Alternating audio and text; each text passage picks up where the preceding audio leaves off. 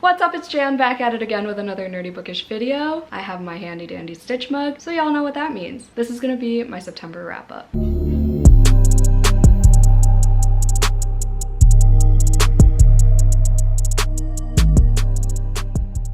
Alright y'all, we are burning daylight. We are on my couch because the lighting's good here and I just want to be comfy. I just got home from work literally 10 minutes ago, so this is what's happening. We're gonna get cozy on my couch and talk about the books that I read in September. So if y'all didn't know, when I talk about my handy dandy Stitch mug, it's because I've been doing my wrap-ups in the format of the reread, rewrite, burn tag for well over a year now, and I'm never looking back. I absolutely love this way. So basically it's fuck, marry, kill, but make it bookish. I have all the titles that I read in September on little pieces of paper in this mug, and I will pick out 3 at a time and say whether I'd reread, rewrite, or burn this book. I start all of my wrap-ups with a little recap. So starting off with the number of books I read 19 books in September. Kind of annoyed that I didn't push to 20, but c'est la vie. Number of pages read, 3,973. I did really, if I remember correctly, yeah, I did pretty poorly with keeping up with my 100 pages a day last month, but a lot went on. If y'all knew about my September, y'all could understand why I didn't read 100 pages a day every single day, but I still read every single day. I was just talking to Joey about this the other day. The last time I read 0 pages in a day was like last August, like 2021. Moving on to number of BIPOC authors. 6 out of those 19 books were by BIPOC authors. Could be a lot better. Come on, Jan, get your shit together. Best book of the month was, oh, I gotta go grab the books. Why am I like this? This was my best book of September. Long Live the Pumpkin Queen by Shea Earnshaw. Gave this 5 stars. It was tied between this and Wild as the Witch by Rachel Griffin, which I wanted to make my best book because I felt so engaged throughout the whole story in that book, and I remember a lot from the story like weeks after I read the book. But I chose this one because, one, it's objectively super freaking cute. If you like Nightmare Before Christmas, obviously you'd love this book, and generally speaking the font in this is just so Nightmare Before Christmas, you know, and like Shea Earnshaw did such a good job portraying Sally's character in book format. This just grew my appreciation for the movie so much more. I can't wait to rewatch it this year. But the biggest reason why I chose this one is because, like I said, September was rough, right? One of the situations that made it such a rough time was my childhood dog dying at 14 years old, and while I stayed home with her and held a little dog oxygen mask to her face the entire day, I was reading this book. And so this was kind of the only thing that was keeping my spirits up and making me happy because it was a 5-star read while this all was going on, and it'll forever be associated with that last day with her. Not gonna cry. Not gonna cry, Jan. You are not gonna cry. Alright. It was super cute. I love Jack and Sally's romance. I love this story, and it's super quick too because font is huge. It almost reads like a middle grade, but I believe this is classified as young adult. Absolutely love this. Worst book of the month. Some people might get upset by this, but The Inheritance Games by Jennifer Lynn Barnes. I gave this book 1 star. I listened to it on audio. If you know me, you know my relationship with audiobooks. It's not often that I give audiobooks higher than like 3 stars. I try. There are a select few that I gave 4 and 5 stars. But yeah, this just flopped for me. I'm obviously not continuing with the series, and this is one of those cases where I don't believe that it would have been any better of an experience if I read it physically as opposed to audibly. Yeah, I just did not like the storyline. The characters were annoying. They did that stupid thing that I hate in YA, especially when they replace swear words. They say motherfoxing instead of the F word. They say beach instead of bitch, and it was just so irritating, especially to listen to. The narrator was annoying as well. The storyline, I just really did not care about this mystery, and the only reason I finished it was because I just wanted to see if it got better, and it did not, unfortunately, because there's so much hype around this book on every social media platform, especially with the last one coming out. I wanted to finally see what the hype was all about, and I just don't get it. Those are my opinions on that. Number of books left on my TBR, 11 out of 21. Some of those were hopefuls. A little less than half of those were hopefuls. I had a strong feeling that I wasn't gonna get to them. I just put them on my TBR to put in there. Whatever, moving on. I did not read a classic this month. I did not participate in Buzzwordathon this month, and I did not read a 500+ page book. But I am still continuing with my one nonfiction a month goal. I didn't read the nonfiction that I like set out to read, which was Will My Cat Eat My Eyeballs. I'm gonna be reading that this month instead for my October nonfiction pick. But since it was banned books week, the last week of September, I decided to pick up Persepolis. That is a graphic memoir. I gave that one 4 stars, like a high 4. And I will link, I was gonna say I will link the vlog down below, but I read that for my Patreon 24-hour readathon. So the vlog for that is Patreon only. By the way, hello, I have a Patreon now. It's called the Lair. It's vampire themed. It's always linked down below. It's a good time over there. We have a Discord, we have buddy reads, we have 24-hour readathons once a month. I'm gonna have Patreon only sprints. I love it. I love everyone on there. So if the bloodlust is calling to you at this very moment, I would highly appreciate it if you joined the Lair, but if not, it's there for you when you're ready. Thank you so much to everyone who has joined thus far. It's been less than a month and it's been wildly more successful than I could have ever imagined in this time period. So thank you. All right, so that is the end of the recap and we can just go right into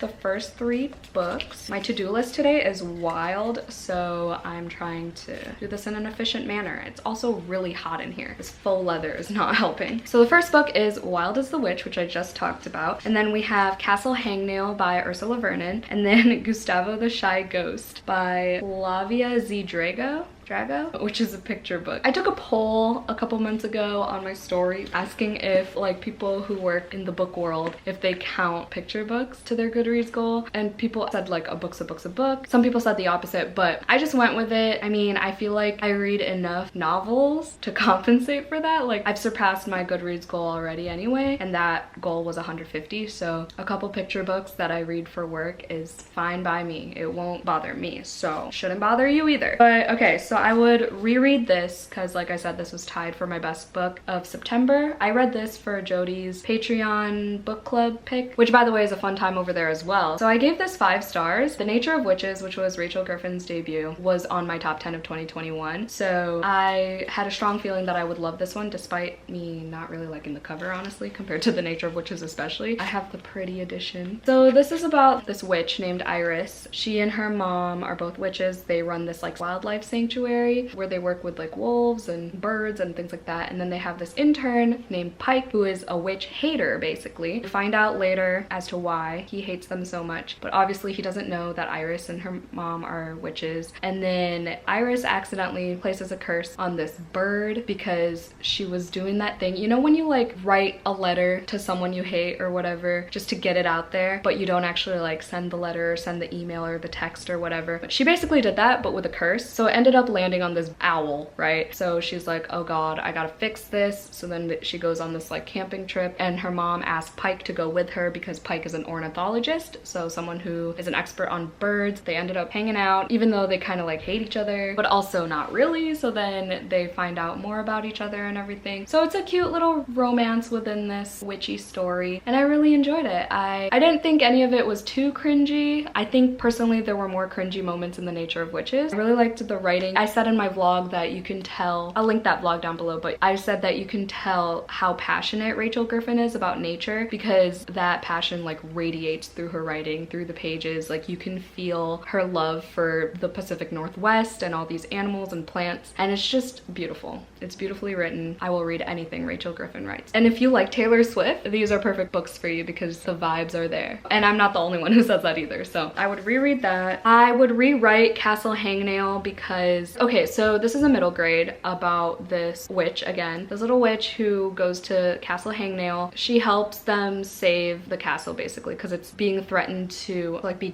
decommissioned or whatever. Basically the whole plot is like trying to save this castle, so like gathering up all this money and figuring out how to fix this place up because it's really worn down, things like that. And I just didn't like that premise at all. I was expecting more whimsy, less realistic type of issues. Don't get me wrong, the spooky atmosphere was there, like the middle grade writing when it comes to like the different magical creatures, and there's like a cute talking bat and all these different talking animals, so it was there. Just the overall like plot and objectives of the characters, it wasn't for me. But also I'm not the target audience, but I don't think that was that big of an issue for this particular book. Usually that's the case in a lot of middle grades for me, but in this particular book it was just the overall premise of like trying to save this castle. I don't know, I didn't expect that to be the storyline. undermine, you know? And Ursula Vernon is T. Kingfisher, if you didn't know, so just a little fun fact. I gave that one 3 stars, and I listened to it on audio. And the audiobook was decent. But it reminded me a lot of The House in the Cerulean Sea, which is another reason why it's 3 stars as opposed to 4. Because although it was cute with all the talking creatures, especially the bat named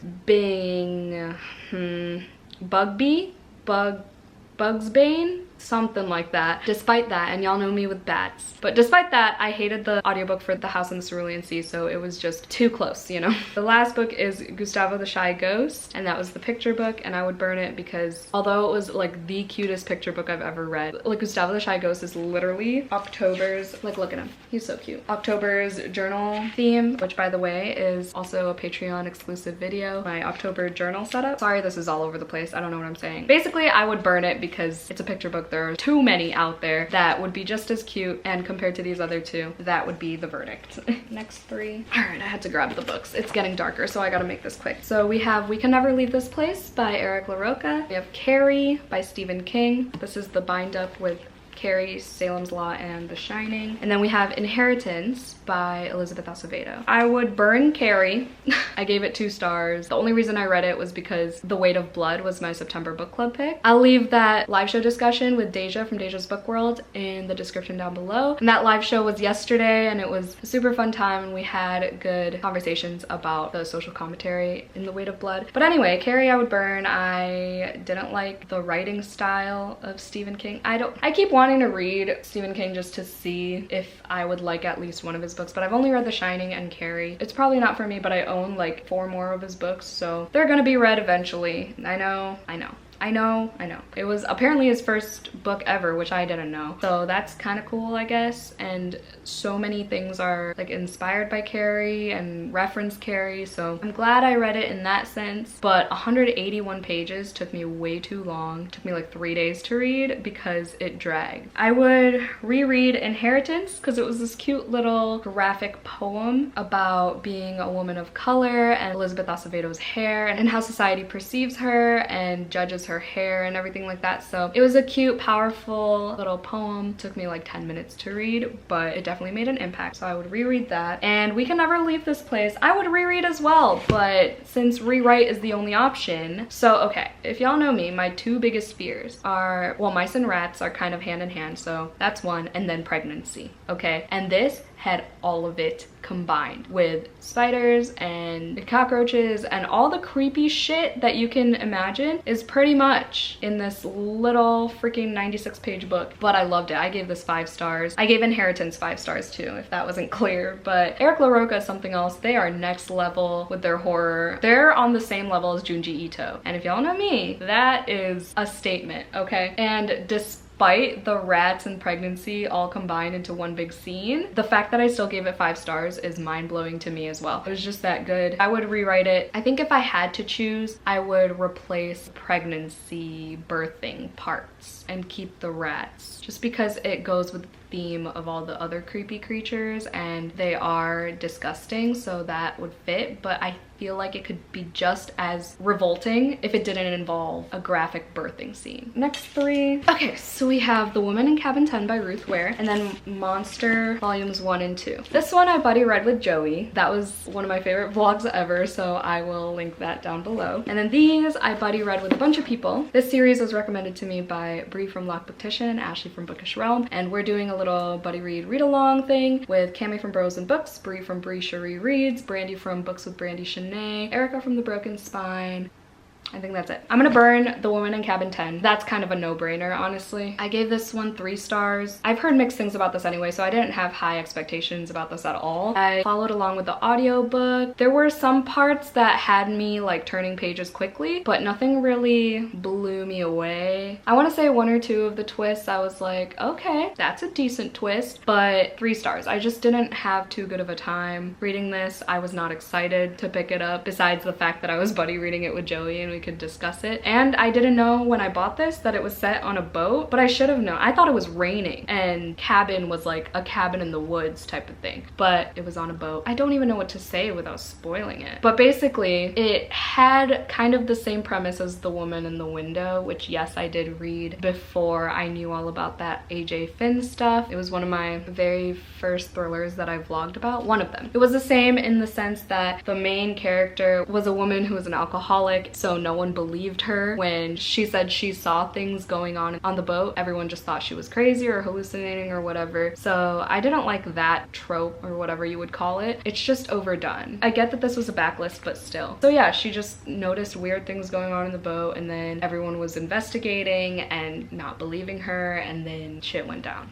So then I would reread, I think I would reread volume 2 and rewrite volume 1. So volume 1 was good. I gave it 4 stars. I think I gave both of them 4 stars. Yeah, I gave both of them 4 stars, but I think I had a better time with volume 2. Because volume 1 didn't shock me at all. It was predictable. It was, you know, just setup basically. Rewriting it, maybe have a twistier twist. And then for this one, I would reread because I was into the story, I was familiar with the characters. I like where the story is going. I'm going to continue and finish the series. We're scheduled to read volumes 3 and 4, maybe 5 this month. So I definitely will continue, and the second one made that very clear because I liked how fucked up it got. Do look up trigger warnings for this series because there are so many of them. There's racism, misogyny, there's abuse, sexual harassment, so much. So tread with caution. This is a manga series and it's a thriller manga. At first I was like iffy about it because it starts off in like a hospital and I was like, oh god, I don't like medical type of books. But it gets better, I promise, and there's a lot going on. A lot of these characters will piss you off, but that's the fun part, I guess. Next 3. Long Live the Pumpkin Queen. Oh, okay. This is gonna be great.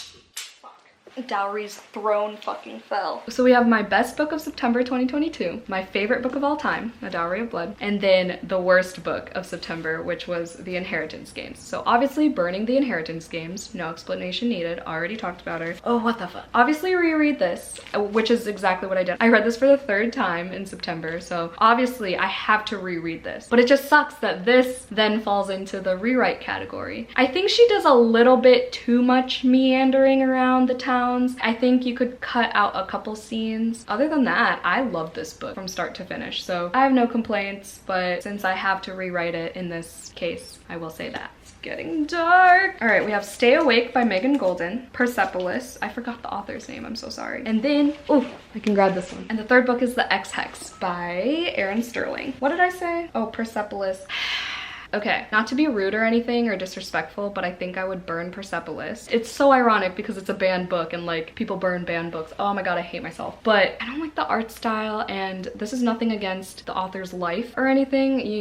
Y'all know me. I wouldn't do authors like that. The fact that it's a graphic novel, I don't know. I feel like if it were a novel, but it did have a lot of good humor and everything despite all the trauma that this child was going in her earlier years. But there's also Persepolis 2, so I could read that. It wasn't my favorite graphic memoir of all time. I really like Dancing at the Pity Party. You know, it's hard to do this with nonfiction, but I'm not gonna be one of those people who don't. Not that there's anything wrong with that, but I like standard situations for my ways of doing things. So I rate every book I read. I don't know why I'm disclaiming this like I'm actually burning the book, but for all intents and purposes, okay? God, why am I sweating? The X-Hex was a reread for me, and I would reread it again. This is a cute, small town, witchy romance, purely just serotonin for me. People pitch it as Gilmore Girls meets Practical Magic, and I loved it the 2nd time as well. I listened to it on audio in like 1 sitting this time around, and now The Kiss Curse is out, and I can't wait to finish that because I did start it. And then I would rewrite Stay Away. I don't know how, because I love the pacing of this book. So this is a thriller. I like this a lot better than The Night Swim, even though I do know that The Night Swim has a lot of important topics, and it is an important piece of work for people to read because it deals with rape and how court handles those cases and things like that.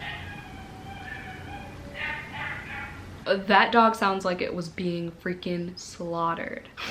What the fuck? what was I saying? I gave Stay Awake 5 stars. I really liked how it just throws you into the story. So basically this girl wakes up, doesn't know what she's doing, doesn't remember anything. She has all these words written on her arms. It says like stay awake, don't go to sleep, like things like that. And then she has a bloody knife in her pocket and she tries to go home, but there's someone else living in her apartment. Basically she has this thing. Ooh, maybe that's, I don't know what to say without spoiling it, but that's all in the synopsis. And that's how you're thrown into the book. And those are my favorite types of thrillers, where there's no need for like background, context and everything. You're just thrown into the thick of it right from the get-go. And the pacing was really well done, I feel like. Oh, I would rewrite it. Oh, okay. So my one gripe about this book, but when I was talking to Joey about it, because he read it too right after me, my one gripe is the motive of the killer. I would rewrite the motive because it was so just like overdone. That is my final answer. So we have How the King of Elfhame Learned to Hate Stories by Holly Black. I read that from the library. And then we also have Cosmology of Monsters by Sean Hamill, or Hamill, I still don't know how to say their name. And then The Sanatorium by Sarah Pierce, which I also buddy read with Joey in that vlog.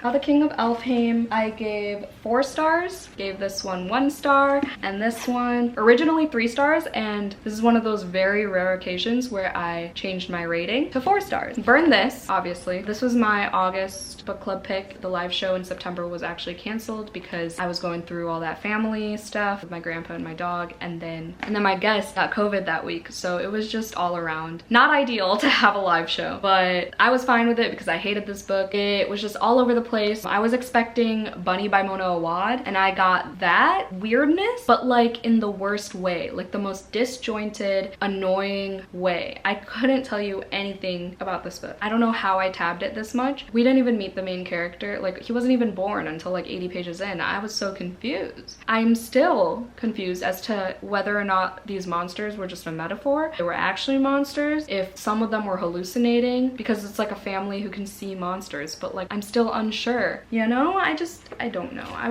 I'm gonna burn this. The vlog for this is, again, just a Patreon exclusive, but good news is my lowest tier gets these full moon book club dedicated vlogs. So just so y'all know, I would reread How the King of Elfhame Learned to Hate Stories. I really enjoyed it. I do think it added a lot to the series as a whole to get stories from Carden's perspective. The illustrations in that book are what made it highly successful for me though. I feel like it would have been 3 stars as opposed to 4 if there were no illustrations. The art is absolutely stunning. The stories were cute. My favorite was the very last one because that's where Jude was the most prominent, as opposed to just Carden and his childhood and things like that. I would reread that for sure. It was a good reading experience. And then I would rewrite The Sanatorium because unlike Stay Awake, where you were thrown into the story and everything, this had way too much beginning part, like setup. It kind of dragged at parts, but I raised it from a 3 to a 4 because as I thought about it, like the motives, the resolution, the twists, they were all pretty good. Aside from the scenes that dragged, I think it was pretty well paced. The chapters were super short, so despite it being too dragged on with like background information, it was still pretty fast paced because of the short chapters. Does that make sense? I don't know. But Joey gave this 5 stars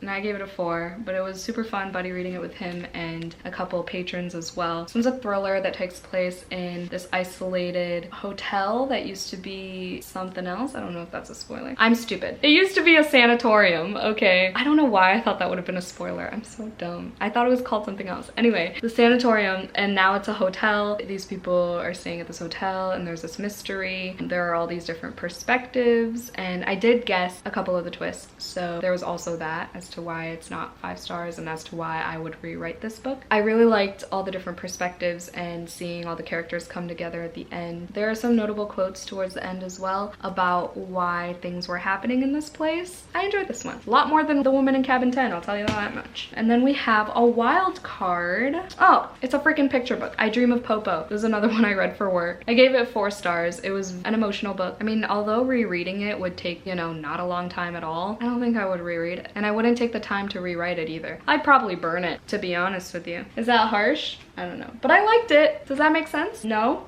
But we're gonna roll with it. That is all for my wrap up. If you made it to the end of this video, let's just put the orange heart emoji in the comments down below. Thank you so much for watching. Hope y'all had a great day. Stay safe, stay positive, and stay spooky always. And I'll see y'all in my next video. Bye!